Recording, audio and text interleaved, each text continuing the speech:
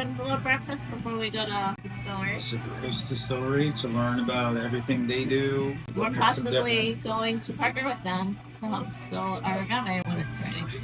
Depends on our answers. Hopefully we'll ask some good questions, get some good answers, learn, and see if there's a possible business relationship. Yeah. Why are we waiting here? Waiting for you to be done filming. Why? Because I'm such a safe driver and we're here. Pacific Coast Spirits, handmade small batch spirits. Very cool. Outdoor space.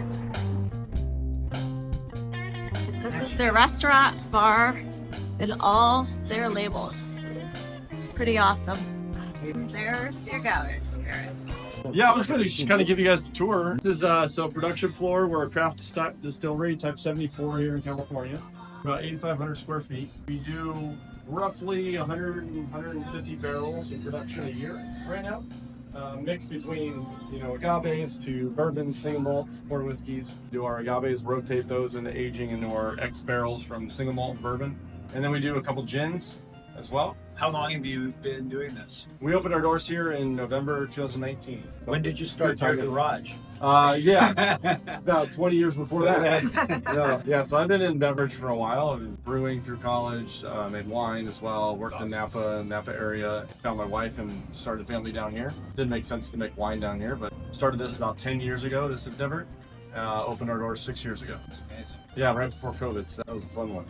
Opened up as a full restaurant, full no. tasting room, all of that. Nobody came. It's been challenging times, yeah. We've come out of it. We've been making good juice since the beginning and won some great accolades and awards. Double gold 3 years in a row on our single malt in San Francisco. Our blue corn did platinum at the Ascots with Fred Minnick. 2 of our whiskeys made his list, the top whiskeys in America. So we've been doing some really cool stuff. Same with our others. And gins was best in show a couple years back. We've gotten golds on those. Really happy about where the juice is going, what we're doing as a craft. Make about 5 other brands as well. So we do some co-packing and co-production. 500-gallon Arnold Holstein still, which is a pot column hybrid. So we can do vodka to agaves, brandies, single malts, bourbons. We do all of our whiskeys as pot distilled. So bypass all the columns, do more limbic style. We do a double pot distill process on that. And then the little guy over here is our gin still. So anytime we do anything with flavors, botanicals, we keep that liquid separate. We got a 550-gallon mash tun in the back. That's what I was going to ask. Do Yeah. you do the mash here? The autoclave kind of thing? Is that what it? Yeah, so that's a steam jacketed cooker. And so agitator, steam jacket, this is where we cook everything, mash everything.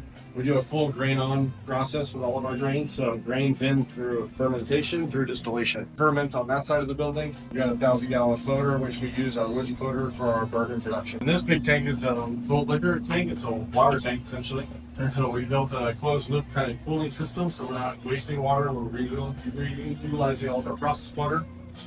Putting that back into product water, filtering it, UV filtering, treating it, because groundwater out of here isn't the greatest tasting. So, question for you. Let's talk agave for a moment. If somebody comes to you and says, "Hey, I have some agave. I want you guys to process the whole thing." Yeah.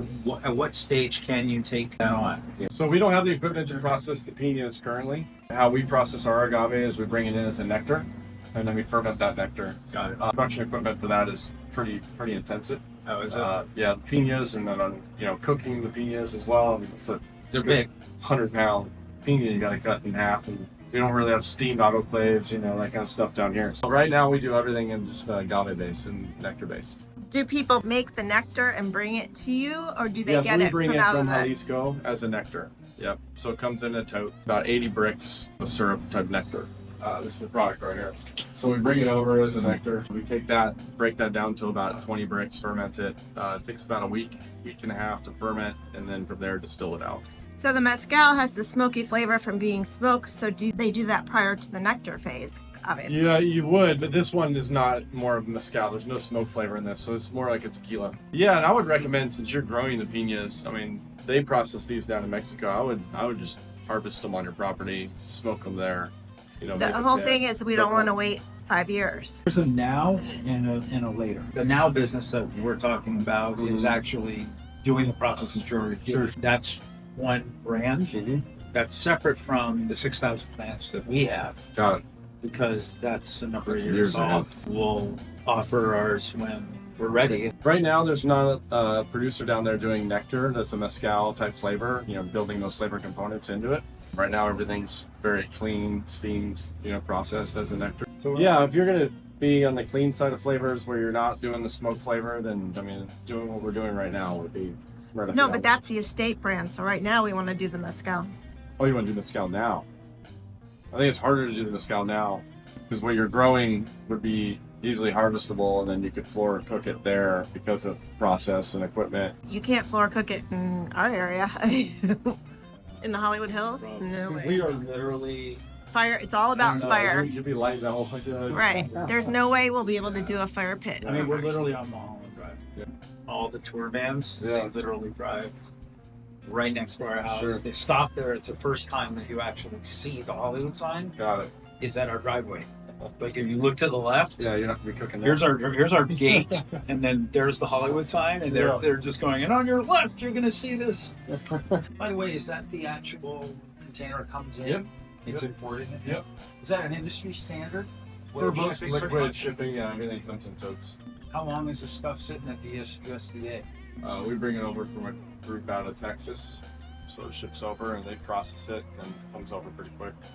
So we can get it here within a week or two.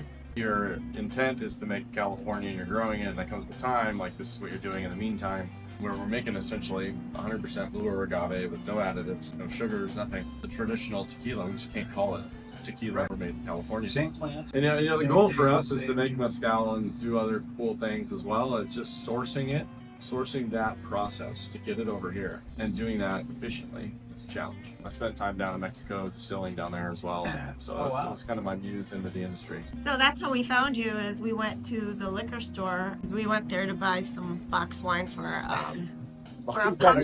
TMI. It was for. That's not something you say here Don't put that on at a the place video. that actually cares about like We did a pumpkin for a Halloween party, and we carved it, and then we put the box wine in it. So we Oh, went to buy the box So wine. what is the bag? It dispensed. You want Right. the bag? He asked them, "Do you have any agave spirit?" He said, "You're the first people I've ever asked," and it was yours. And it was so an afterthought. He's like, no. Oh, wait a Oh, wait. minute. I think we have. We do have One. one. Yeah. And it was in the middle of this All the huge tequila, wall, yeah. and then there was one. Making it's not the hard part.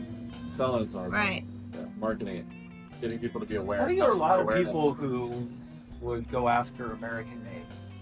Oh, there's a ton. Right. Yeah. American made, just the fact that it is Yeah. crafted in America. Yeah. And that's why we're here is to craft it here. Yeah. You know, raw material is going to happen from where it has to Sure. happen. There's like 4 distilleries maybe in California that are trying it. What, But even as then, far as, they're what using about like farms? wood chippers to pulverize these pinas. That's what we were thinking. Like, there's no equipment to process. So I have some construction background. Yeah. So I'm going to build a giant guillotine. And Yeah. just for fun, just the first chop. You know, Yeah. you Cut that let it roll down. down the hill, and then you just place Big it, ol' and axe. it's gonna just truly just chop it right in half for you. Yeah. This is what we're interested in. Yeah, I mean, this For is now, turnkey. so- I mean, you can have liquid Right. and bottle, a month from now. Whether it be from nectar or from a plant. Let's start with the plant. What they do to get to that point. Well, yeah, after you harvest it, it's starches. You've got to cook that, right? So in tequila, they're using autoclaves. They're using steam. In mezcal, they're using burial kind of oven type, situation where cooking it under, with rocks kind of wrapped into the soil. You're cooking this 100-pound pina that you cut down into wedges that are probably 25 to 30 pounds a piece. It cooks under under either extreme pressure and temperature, if an autoclave, or if you're in the oven. autoclave, right? No, this is a mash. This Oh, is a this mash is tun. So you don't cook anything like that here. That's all cooked down in Mexico. From there, what they do is they'll shred it. They'll pulp it because now it'll be soft. It'll be like you're cooking a squash or a pumpkin. It's very hard and dense at the beginning. And then once you cook, it becomes soft and kind of pulpy. And so they'll shred that and juice those fibers. And that juice is now a liquid that they'll ferment. As they further process it and reduce that down to a syrup, evaporating all the liquid off, getting a very concentrated syrup type. And then that's shipped down here where we then rehydrate down to about 80 bricks, which would make about a 10% alcohol wine, so an agave wine. And then that ferments for about 10 days. So we have potential alcohol, the sugars are fermented out, and then we'll distill that on the still. Now you kind of create your own profile of what you like. We use a certain proprietary yeast for ours. A lot of people use champagne yeast because it's very hardy, so it's very resilient. So a lot of people will use that. It doesn't extract a ton of flavor outside of like, you know, you use like Salt Blanc yeast, so you get a little more apples and pears, and you start getting different, creating different flavors. That's part of the flavor creation. Do you bottle here? We do all the bottling here, yeah. Either hand bottling on a 6-head filler, or we can do on our automated. We do about 1,500 bottles an hour. When I'm bored, I can do 150 Yeah, per hour. 150 an hour. Yeah, when I'm bored. That's a lot of bottles in an hour. Quick hands. No. Well, thank you. Thank you for that. Yeah.